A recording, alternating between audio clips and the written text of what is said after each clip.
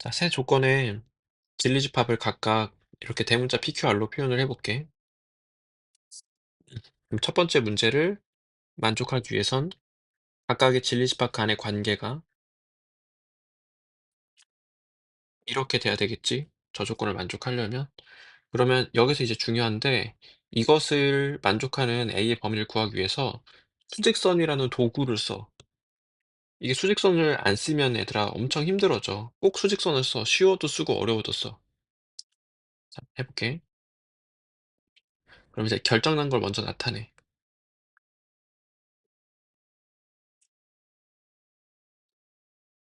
C 결정 났지. 그리고 R도 결정 났어.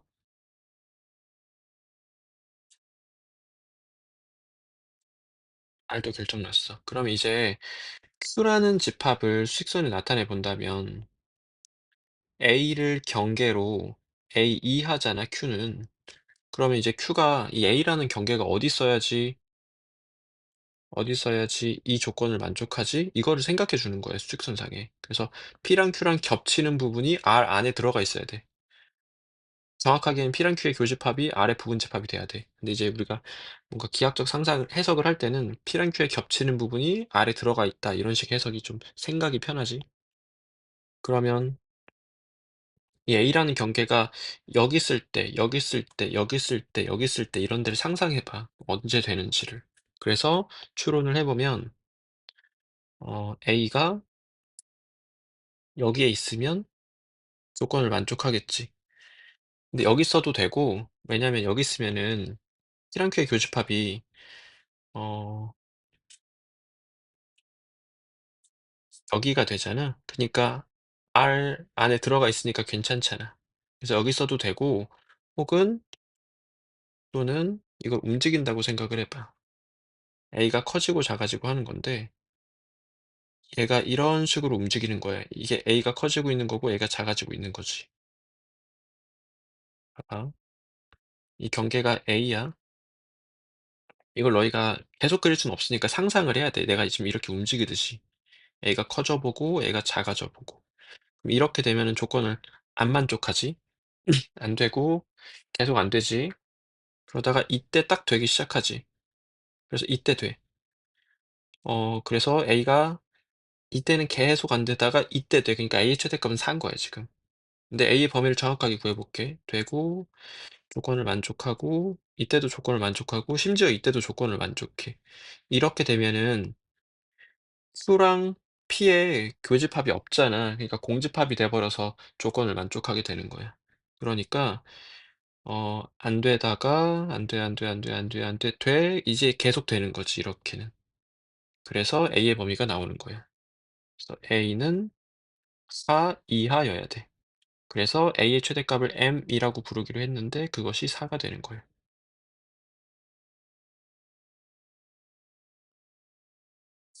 이렇게 수직선을 상상하는 게 중요해. 이런 일의 반복이었어. 그래서 A가 있을 수 있는 어떤 범위는 여기부터 여기 왼쪽 다 되는 거지. 이런 지점들에 A가 있을 수 있다. 자, 한 번 더 해볼게. 한 문제 푼 거야. 똑같은 거 한 번 반복하면 돼.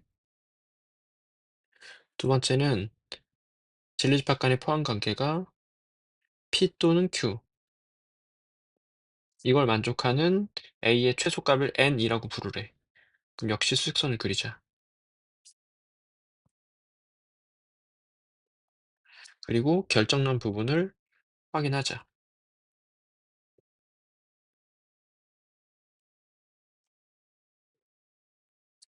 C, 그리고 R도 먼저 그릴게.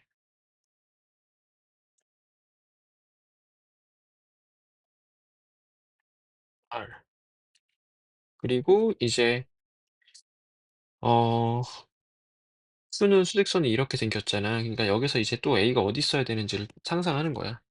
이걸 너희가 해석할 때 R이 P랑 Q의 합집합 안에 들어가 있어야 된다라고 생각하면 돼. 그래서 R은 이 실수들의 모임이란 말이야. 얘가 P랑 Q의 합집합 안에 들어가 있어야 돼. 그러면 아까처럼 해보자. 어떤 A라는 경계가 있어서 그 이하 이게 Q인데 얘가 여기서 움직이면서 언제 조건을 만족하는지, 언제 P랑 Q의 합집합 안에 안이 들어가 있게 되는지. 만약에 Q가 여기 있으면은 P랑 Q의 합집합이 어떻게 되는지를 생각해 봐. 수가 만약에 A가 여기 있으면은 P랑 Q의 합집합은 A 이하의 모든 실수가 되겠지. 그러니까 A 이하의 모든 실수가 다 되니까 어 그림상에 그림을 나타내 본다면 봐봐. A가 만약에 여기 A가 있어. 그럼 Q는 이렇게 돼.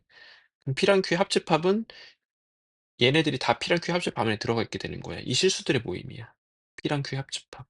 그럼 R이 이 안에 들어가 있지. 그러니까 합격이야. 지금 이거 괜찮은 거야. 이런 식의 기하학적 해석을 해야 돼. 수직선을 해석해서 이제 답을 내면 돼. 해볼게. 그래서 조건을 만족하고 계속 만족하지. 여기서도 만족하고, 여기서도 만족하고, 여기서도 만족해. 만약에 이렇게 돼 있으면 P랑 Q 합집합은 7 이하의 실수들의 모임이겠지. 계속 만족하다가 이때도 똑같으니까 되고, 이렇게 되면은 봐봐, 만약에 이렇게 그려지면 점 A가 여기 있어 만약에. 그럼 이제 이렇게 Q가 그려져. 그럼 P랑 Q의 합집합하면 이 실수들과 이 실수들이야. 그러니까 R이 P랑 Q 합집합 안에 들어가 있지가 않게 되겠지. 그러니까 이러면 안 되는 거야. 그래서 A라는 수가 있을 수 있는 범위는 여기에 있어도 되고 여기 오른쪽에 있어도 되는 거지. 근데 여기서 이제 이걸 좀 꼼꼼하게 따지면 돼. 다 되는지. 범위를 잘 구하고 싶으면. 그래서 여기에 어디에 있어도 상관없는 거지. 그래서 A의 범위를 대답해 보면 A는 0 이상이야. 그러므로 A의 최소값을 n이라고 부르기로 했는데 0이 되겠지. 그러면 최종적으로 n 플러스 n은 4가 되는 거예요. 이게 수직선을 안 하면 너무 상상이 어려워져 얘들아. 그러니까 꼭 수직선을 그려.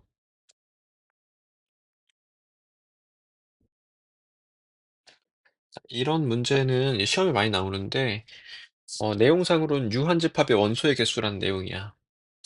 일단 배경 지식으로 벤 다이어그램을 조금 다룰 수 있어야 되고, 그리고 유한집합의 원소의 개수 공식을 몇 가지 알아야 돼. 두 가지 정도가 있겠지. 근데 일단 벤 다이어그램이 주요 도구니까 꼭 벤 다이어그램 위주로 해석을 해. 그러다가 이제 식이랑 좀 접목시켜서 문제를 푸는 거야. 해볼게. 고기만두, 김치만두 선호도가 있는데, 고기만두를 선호하는 학생들의 집합을 A라고 잡을게. 여기서 A란 문자가 P라고 하자. A란 문자를 선점하고 있으니까 문제가. 그래서 고기만두를 좋아하는 집합, 사람들의 모임을 C라고 부르고 집합이야. 김치만두를 선호하는 사람들의 집합을 Q라고 사용하도록 할게. 그러면 집합 P의 원소의 개수는 128이고 집합 Q의 원소의 개수는 119가 되는 거고, 그리고 둘 다 선호한 학생 C를 C에 만족하고 동시에 Q에도 있는 학생은 86명 이상이래. 이거를 이제 이렇게 표현할게. 86명이 아니고 86명 이상이라는 표현이야. 자, 그때 고기만두만 선호하는 학생의 최대값과 최소값을 구하라는 소리지. 그럼 이제 벤 다이어그램이 주요 도구야.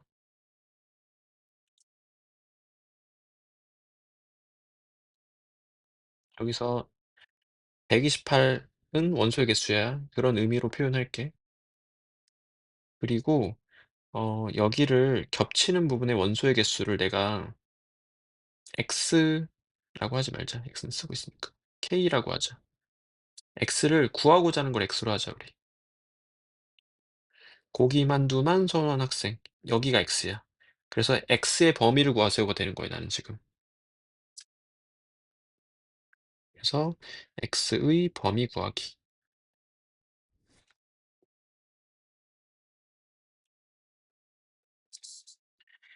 그럼 이제 조건들을 여기다 나타내 봐야 되는데, 일단 x 플러스 k는 128이잖아. 그럼 굳이 k를 잡을 필요가 없겠다. 128 마이너스 x가 더 좋겠다. 그리고 여기 있는 이제 원소를 또 x로 표현할 수 있겠지. 119에서 128 마이너스 x를 빼주는 거야. 그러면은 x에서 120 마이너스 9가 되겠지. 그래서 여기가 x 마이너스 9. 원소의 개수야, 이거는. x란 원소로 있다라는 표현이 아니야. 그냥 이 부분의 원소의 개수가 x개라는 표현이야, 나 지금. 그때 x의 범위를 구해내야 되는데, 그럼 봐봐. 이수랑 이수는 다 이 영역과 이 영역과 이 영역의 원소의 개수이기 때문에 0 이상이어야 돼. 거기서 이제 이런 식이 유도되겠지. x는 0 이상이어야 돼. 128 마이너스 x도 0 이상이어야 돼. x 마이너스 9도 0 이상이어야 돼. 그래서 셋을 동시에 만족해야 되니까 이제 x의 범위가 나오게 되겠지. 그런데 여기서 이제 추가로 x의 범위가 또 하나 더 있어, 조건에. 이 조건이 있지. 여기는 지금 식으로 표현해 보면 128 마이너스 x지. 그럼 여기서 조금 업데이트 되겠지. 얘는 0 이상이어야 되고 동시에 86 이상이기도 해야 돼. 그럼 이제 86 이상으로 하면 되겠다. 그래서 이 세 가지를 모두 만족한 x의 범위를 구하자. 그럼 이제 각각을 좀 풀어보면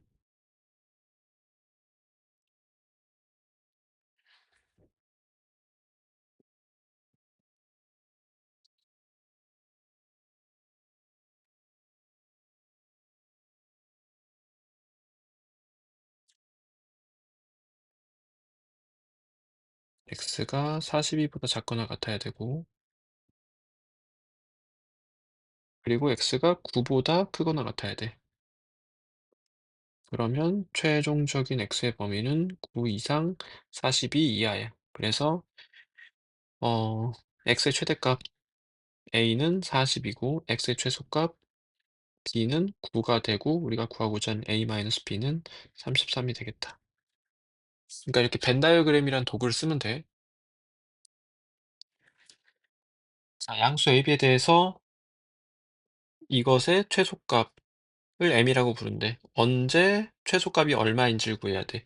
일단 최대 최소는 얘들아, 너희 최소의 대상이 누구인지를 명확하게 인지하고 있어야 돼. 이게 최소의 대상이야. 그러니까 이거의 양수 AB에 대해서 무수히 많은 이 값들이 존재할 텐데 이 값이 제일 작을 때를 찾고 싶은 거야. 자, 그러면 이제 최소의 대상을 한번 써볼게.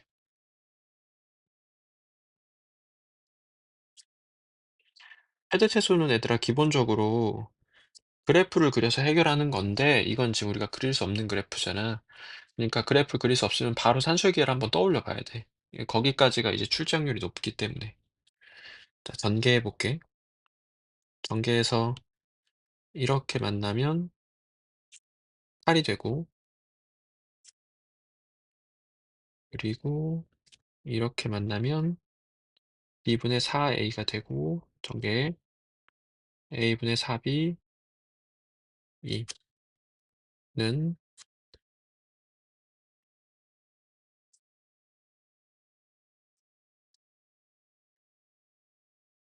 이야. 그러면 a랑 b가 양수니까 산술기를 쓸 수 있지. 그럼 이제 배경 지식으로 산술기하가 필요해.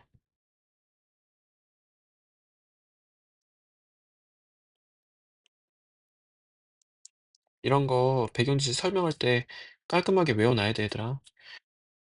양수 네모, 세모에 대해서 네모랑 세모의 산술 평균이 네모랑 세모의 기하 평균보다 항상 크거나 같다. 이게 산술 기하거든. 근데 우리가 보통 사용은 거의 이걸로 해. 거의 이제 분수 만드는 게 좋지 않기 때문에 불편하기 때문에 거의 이걸로 사용한다. 그리고 단 등호는 네모는 세모일 때 성립해. 산술 기하를 증명하진 않을게. 이게 산술 기하야. 암기하고 있어야 돼. 자, 그럼 이걸 사용해 보면 얘가 네모 역할을 할 거고 얘가 세모 역할을 할 거야. 그러면 크거나 같다 2배 루트 2개 곱한 거 16이 되고 뒤에 플러스 10은 그냥 장식으로 붙어 있다고 생각하면 돼.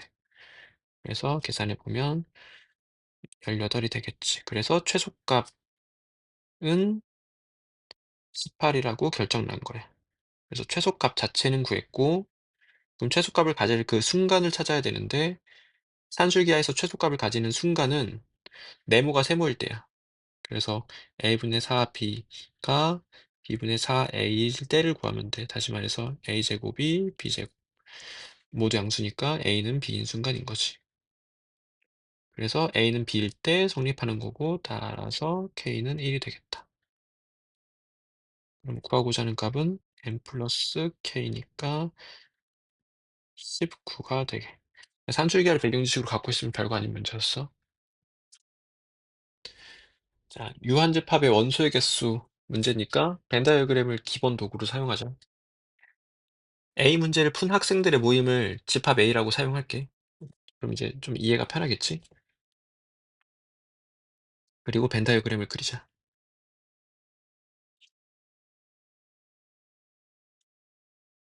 세개는 이렇게 그리는 게 기본이야.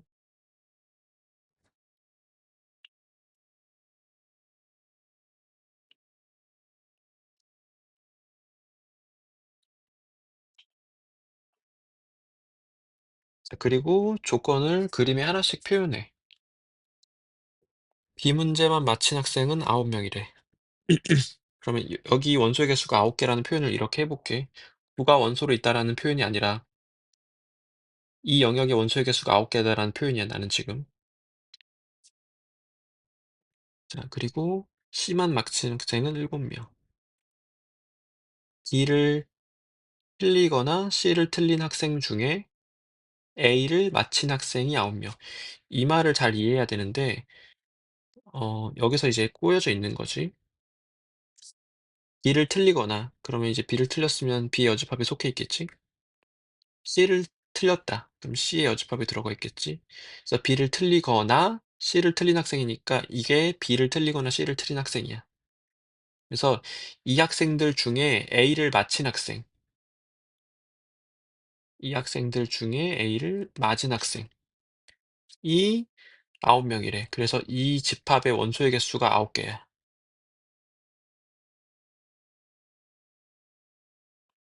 이렇게 해석을 해줘야 돼. 지금 여기 해석이 조금 불편했던 거지.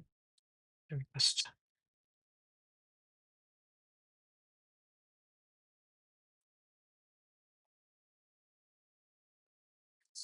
그럼 이제 이 부분이 벤 다이어그램상으로 어딘지를 알아야 되는데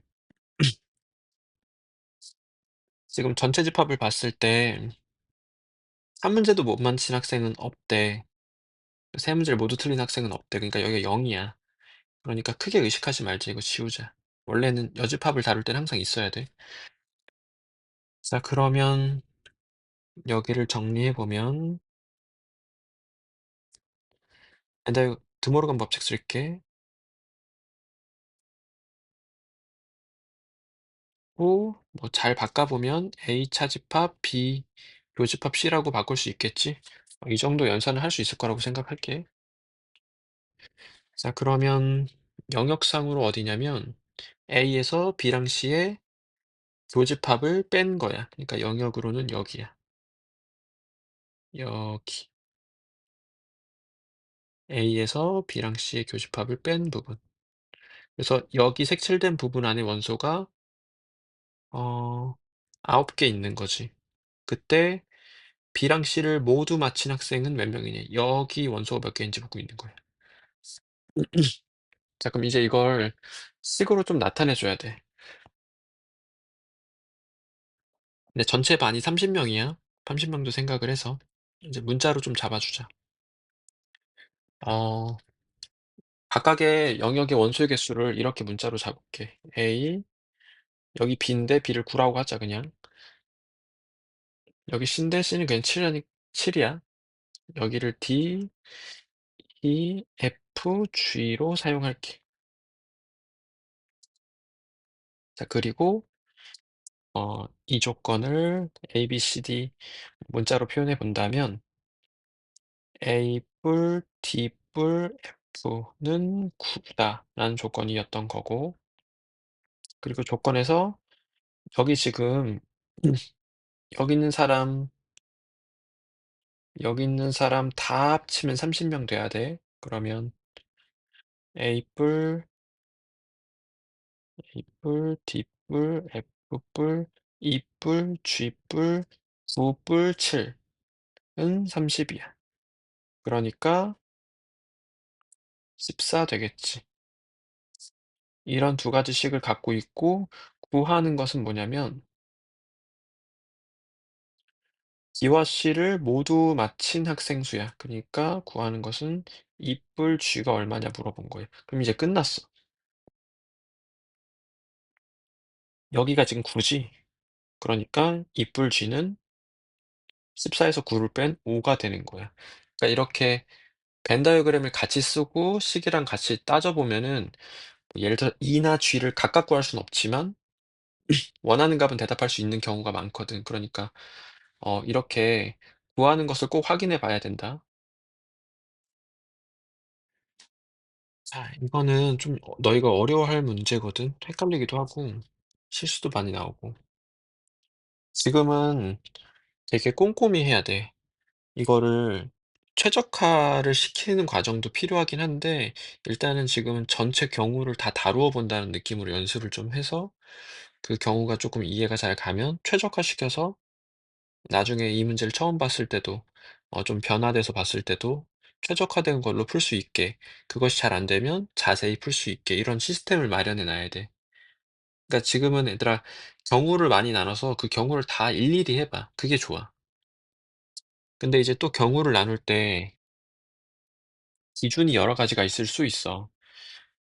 예를 들어서 지금 문제에서는 어떤 영화를 누가 봤는지를 기준으로 경우를 나눌 수도 있고 누가 진실, 누가 거짓말을 하는지를 기준으로 경우를 나눌 수도 있어. 음 이게 뭐가 편할지는 해 봐야 아는 일이거든. 근데 이제 뭘로든 되기는 무조건 돼. 선생님은 지금 경우를 나눠서 할 건데 누가 어떤 영화를 봤는지를 기준으로 경우를 나눈 후에 이제 4 명의 진술 중에 둘은 참, 둘은 거짓이 되는지 아닌지를 봐서 가능한 상황인지 불가능한 상황인지를 판단할 거야. 이게 조금 어려울 텐데 내가 방금 한 말을 조금 자꾸 생각해 봐야 돼. 자, 누가 어떤 영화를 봤는지를 기준으로 경우를 나눌게. 일단 D는 P 영화를 무조건 봐야 되고 이제 P 영화를 한 명 더 보고 Q 영화를 한 명 더 봐야 돼. 지금 지문을 읽어보면 그렇게 되어 있어. 그러면 봐봐. 한 명이 영화를 아예 안 봐야 되거든. 그러면 C가 영화를 안 보는 경우를 해보자. C가 영화를 안 보면 P, Q가 A, B가 영화를 봐야 되겠지. 그래서 이렇게 영화 보는 경우와 이렇게 영화 보는 경우. 영화 안 본 거지. D가 영화 안 본 경우 하자.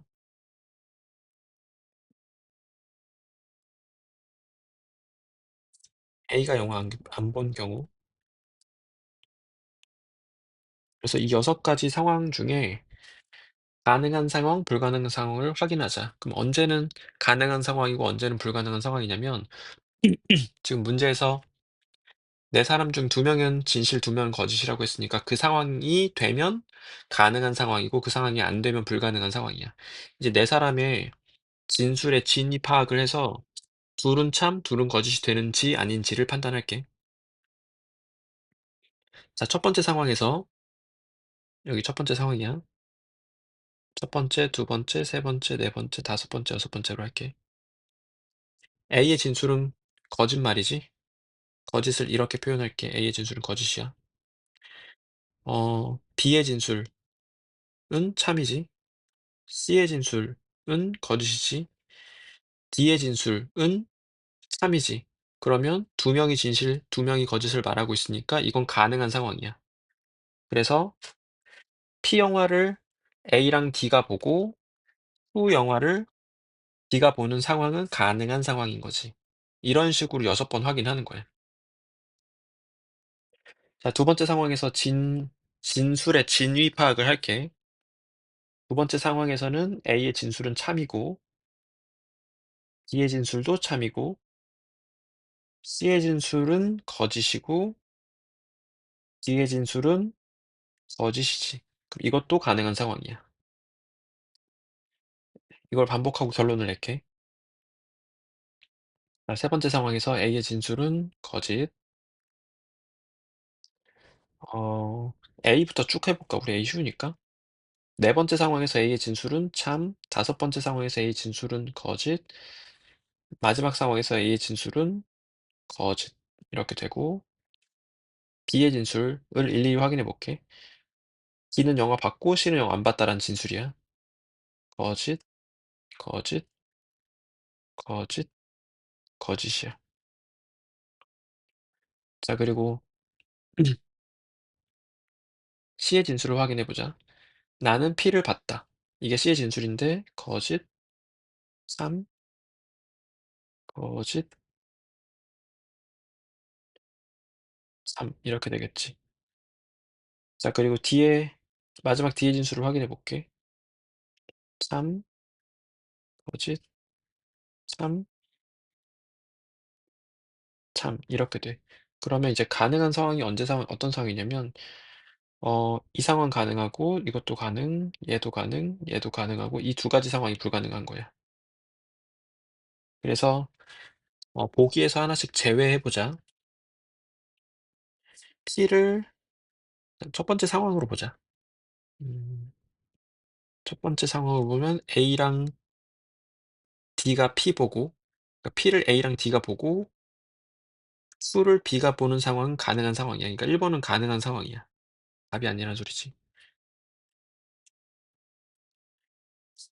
자, 두 번째. C를 B랑 D가 보고, Q를 A가 보는 상황. 두 번째 지문도 가능한 상황이었지, 지금. 자, 이거 불가능한 상황이야. 그래서 여기서 확인해 보자. C를 BD가 보고, 지금 C를 BD가 보고, Q를 C가 보는 상황이, 다음 경우 중에 어떤 거냐면, 찾아보자. BD. BD가 P 보고, 이 상황이거든? 이 상황이 지금 불가능한 상황이지. 어, 3인 진술이 하나밖에 없으니까 조건을 만족하지 않잖아. 그래서 3번이 지금 이 상황이거든? 그래서 3번은 불가능한 상황이야. 그래서 가능하지 않은 경우인 거지. 그래서 답은 3번이야. 나머지 경우도 다 확인해 봐. 그러면 끝까지 확인해 보자. 자, 4번도 확인해 보자. CD가 P를 보고, P를 CD가 보고, 그리고 Q를 A가 보고. 이 상황인데 가능한 상황이지. 마지막 CD가 P 보고 D가 Q 보고 이 상황이지. 이것도 가능한 상황이지. 참인 거 두 개, 거짓인 거 두 개니까. 그래서 이 네 가지 상황은 가능하고 이 두 가지 상황은 안 되는데 이게 지금 3번 상황을 나타내 주고 있기 때문에 3번이 답이었던 거야. 이게 좀 해설을 봐도 헷갈릴 거야, 얘들아. 너희가 자꾸 스스로 해 봐야 돼, 이 진입 파악을.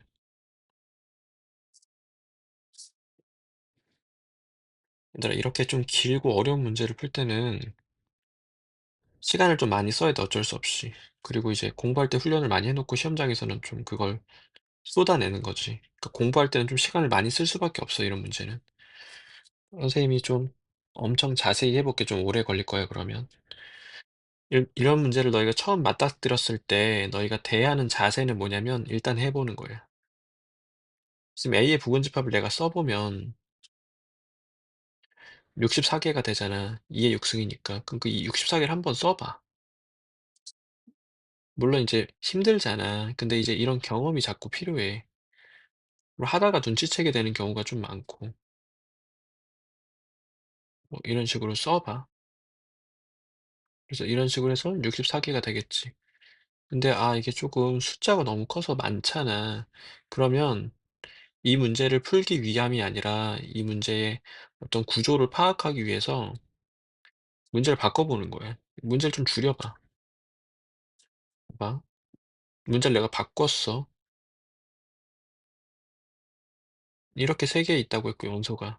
그럼 집합 A의 부분집합 8개밖에 없으니까 내가 일일이 하기 그렇게 힘들지 않지. 그러니까 이렇게 문제를 바꿔서 너희가 한번 문제를 이해해 보는 거야.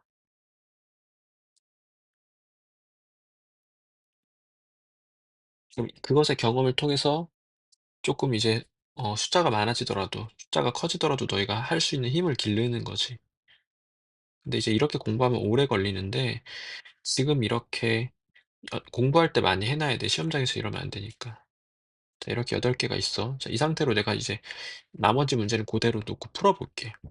원소가 2개 이상인 집합에 대해서. 그럼 일단 이런 건 다 탈락이다.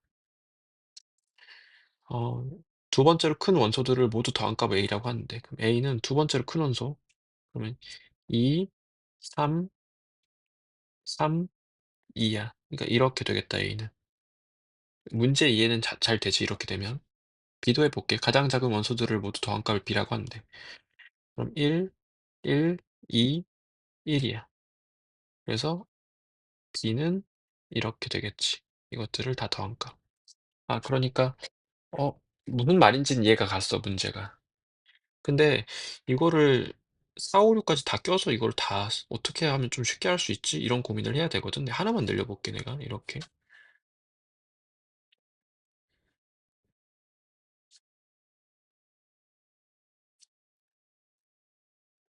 그럼 이제 부분집합 16 개가 되니까 쪼끔 갑자기 좀 많아지지.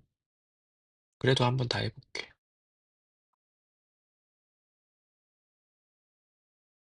순표 안 찍을게.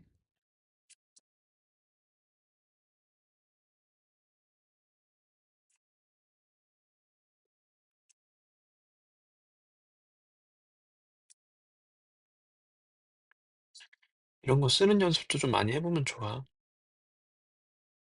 자 원소의 개수를 기준으로 경우를 나눠서 나열하고 있지. 자 그래서 한번 확인해 보자. 하나, 둘, 셋, 넷, 다, 일곱, 여덟, 아홉, 열하나, 열둘, 열세, 열네, 열다, 16개, 16개 올바르게 나왔어. 자 그럼 이 상태로 한번 또 풀어보자. 어 A는 두 번째로 큰 원소들을 모두 더한 값 1, 1, 1, 두 번째로 큰 원소 2, 2, 3, 2, 2, 3, 3, 3이야. 다시 두 번째 큰 원소 1, 1, 1, 1, 1 다시 할게. 1, 1, 1, 2, 2, 3 됐다. 얘네들이 두 번째로 큰 원소들이지. 얘네들. 그래서 이거 다 쓴 거야 그냥. 그리고 가장 작은 원소를 모두 더하래. 그럼 이제 앞에 있는 애들 다 더하면 되지 그냥. 얘네들 다 더한 값 그냥 계산하면 돼. 근데 여기서 이제는 좀 테크니컬하게 내가 이걸 계산해 볼게. 여기서 봐봐. 내가 A를 구하고 싶어. 두 번째로 큰 원소들을 모두 더하고 싶어. 그러면 이거는 어쨌든 1, 2, 3, 4로 구성될 수 있잖아. 물론 이제 4는 안 들어가겠지만 그러니까 어쨌든 1, 2, 3, 4잖아. 최대 후보가. 그러면 4는 안 되는 게 바로 되지? 그러면 이제 가장 두 번째로 큰 원소가 1인 경우를 한번 찾아보자.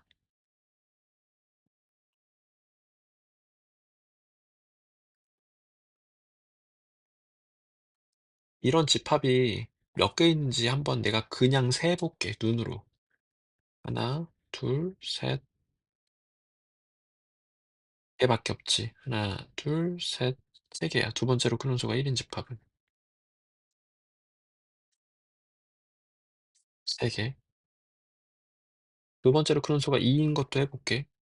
하나, 하나, 둘, 셋, 넷 이렇게 네 개야.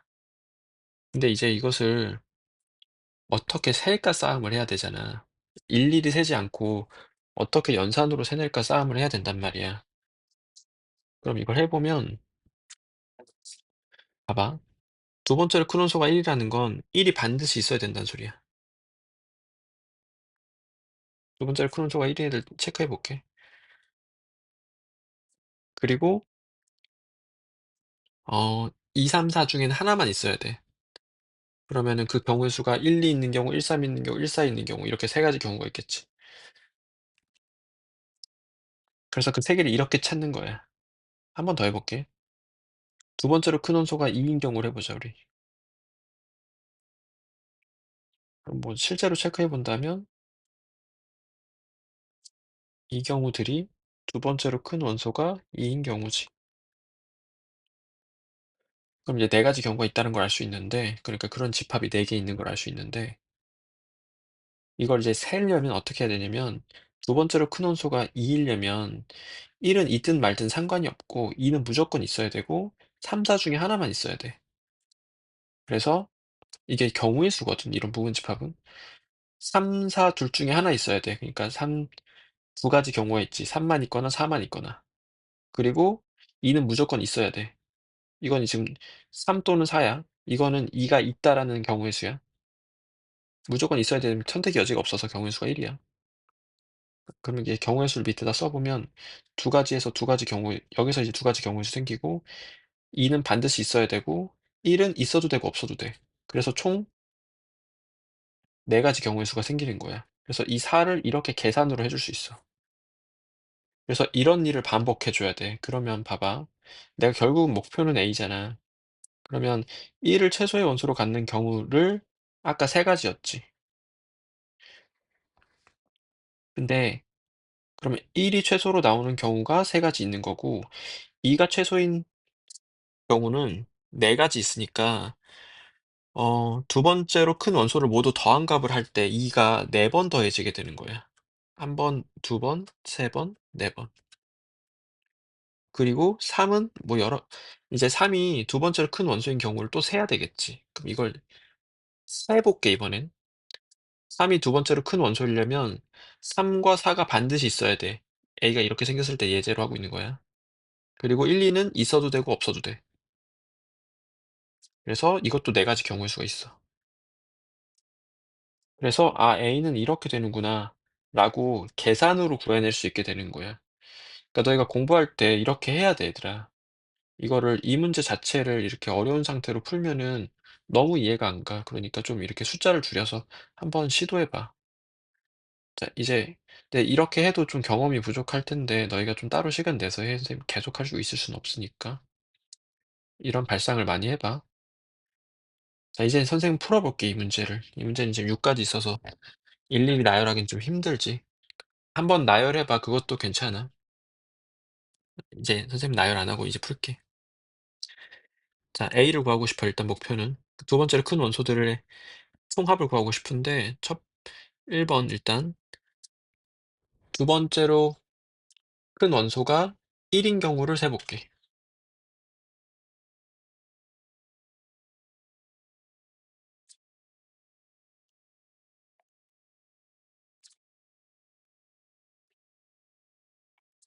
그러면 이거에서 1, 2, 3, 4, 5 까지 5번을 해야 돼. 근데 이제 비도해야 되니까 이게 쪼끔 힘든 문제야. 너무 좀 볼륨이 커서.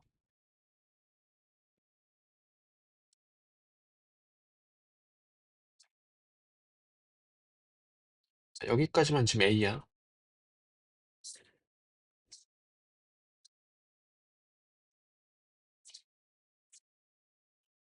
5 가지 경우. 그래서 두 번째로 큰 원소가 1 부터 5인 경우 6일 순 없죠. 자 그럼 두 번째로 큰 원소가 1인 경우는 뭐 예를 들어서 이런 집합이지. 1, 2, 1, 3, 1, 4 이런 집합들이지. 그 경우는 경우의 수를 따져 보면 1은 반드시 있어야 되고 경우의 수가 1 이야 그럼. 있다. 그리고 얘네들 중에 하나만 있어야 돼. 그러면 총 경우의 수가 하나, 둘, 셋, 넷, 5 가지 경우가 되겠지. 그래서 1이 두 번째로 큰 원소인 경우는 5 가지 있어. 그 5 가지 경우 내가 다 써 볼게 한번. 이렇게 5 가지 경우야. 알겠지? 이걸 이제 세기만 할 거야 그다음부터는. 그래서 5 가지 경우.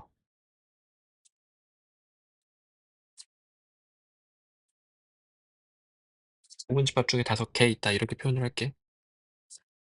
자 두 번째로 큰 원소가 2인 경우야. 예를 들어서 어 1, 2, 3도 괜찮고 뭐 2, 3도 괜찮고 2, 7도 7은 없지. 2, 5도 괜찮고. 뭐 이런 것들이야. 더 있겠지? 이거 몇 개 있는지를 세 보면 어 1은 있어도 되고 없어도 돼. 경우의 수가 두 가지야. 2는 반드시 있어야 돼. 그리고 3, 4, 5, 6 중에 하나만 있어야 돼. 그러니까 경우의 수가 네 가지게 되게 되겠지. 그래서 8개 있다. 자, 이거를 계속 다 세야 돼, 얘들아. 이거 좀 힘든 문제야. 중간에 실수 나오면 또 이 답이 틀려 버리거든 또. 그래서 이런 경우의 수 문제처럼 풀리게 되는데 경우의 수 문제들이 그런 어려움이 점이 있어. 해 볼게. 두 번째로 큰 원소가 3인 경우 또 예를 들어 보자. 3, 4도 괜찮고 1, 2, 3, 4도 괜찮고 2, 3, 4도 괜찮고 2, 3, 5도 괜찮고 이런 애들이야. 그러면 두 번째로 큰 원소가 3 이려면 3은 반드시 있어야 되고 4, 5, 6 중에 하나만 있어야 돼. 그럼 경우의 수가 세 가지고 1은 있어도 되고 없어도 되고 2도 있어도 되고 없어도 돼. 그래서 경우의 수는 총 12가지가 되는 거야.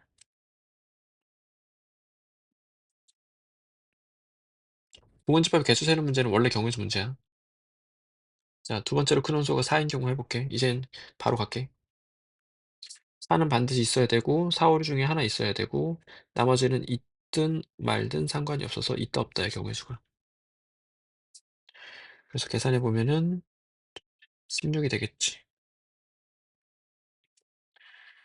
자, 두 번째로 큰 원소가 5인 경우 해 볼게. 그러면 5는 반드시 있어야 되고 6도 반드시 있어야 돼. 그리고 나머지는 있든 없든 상관이 없어. 그러니까 경우의 수가 두 가지야.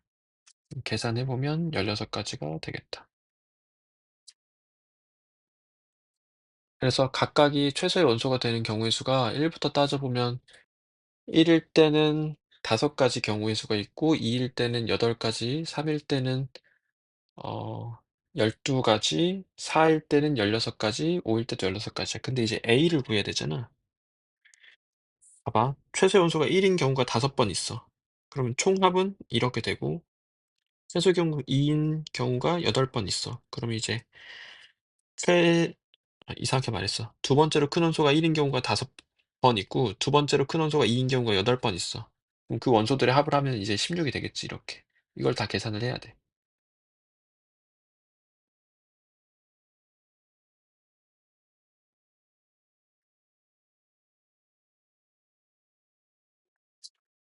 계산할게.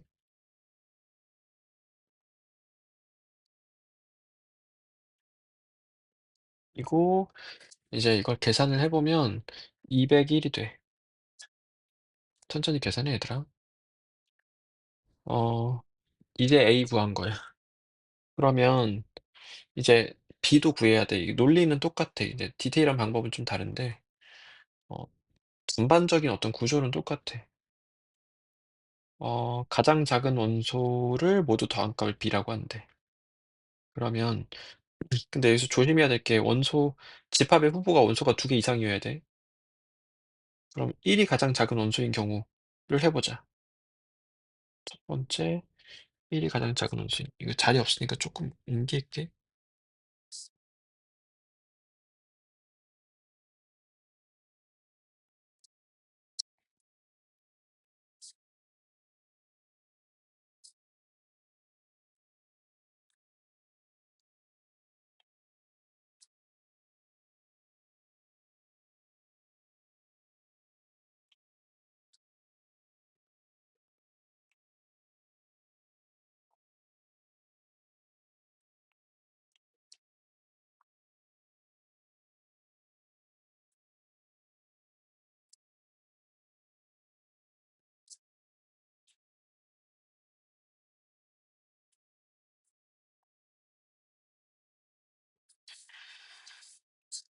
그리고 이제 B를 구해 보자.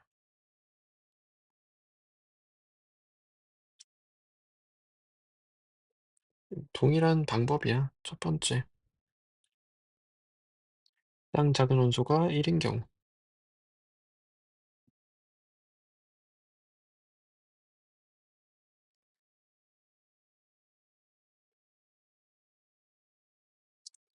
그리고 2인 경우, 3인 경우, 4인 경우, 5인 경우 해야 돼. 가장 작은 원소가 6일 수는 없어. 원소가 2개 이상이기 때문에.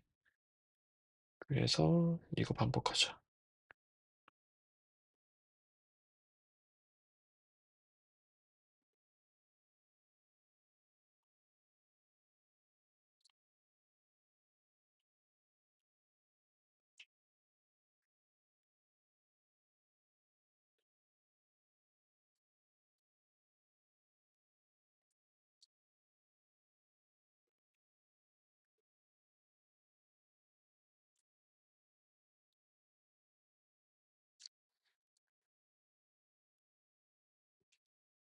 자, 가장 작은 원소가 1인 경우를 해야 되는데 뭐 이거 다 세볼게 내가.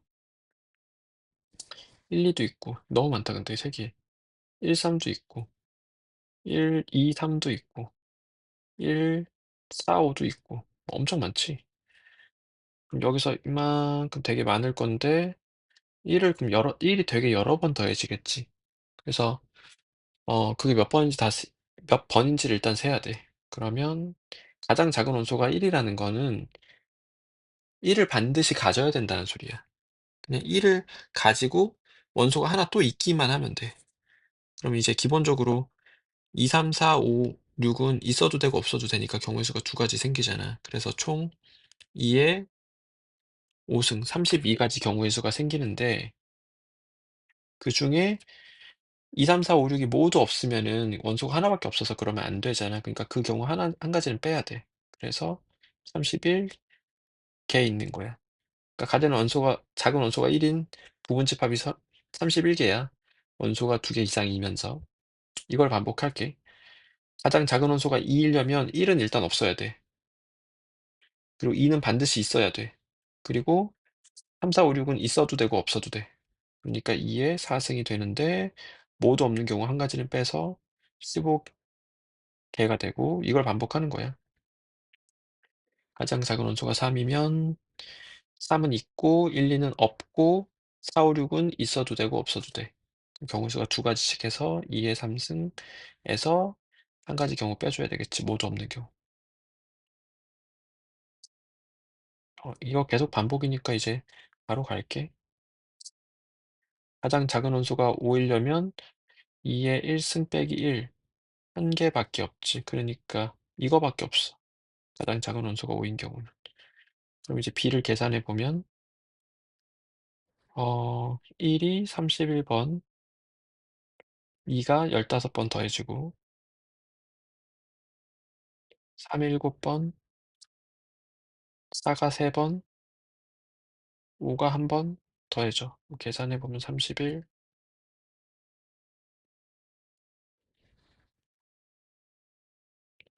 되고 더하기 계산을 해 보면 99야. 그래서 b 값도 결정 났어. 그럼 우리가 구하고자 하는 값은 a 플러스 b니까 201 더하기 99여서 300이 되는 거야.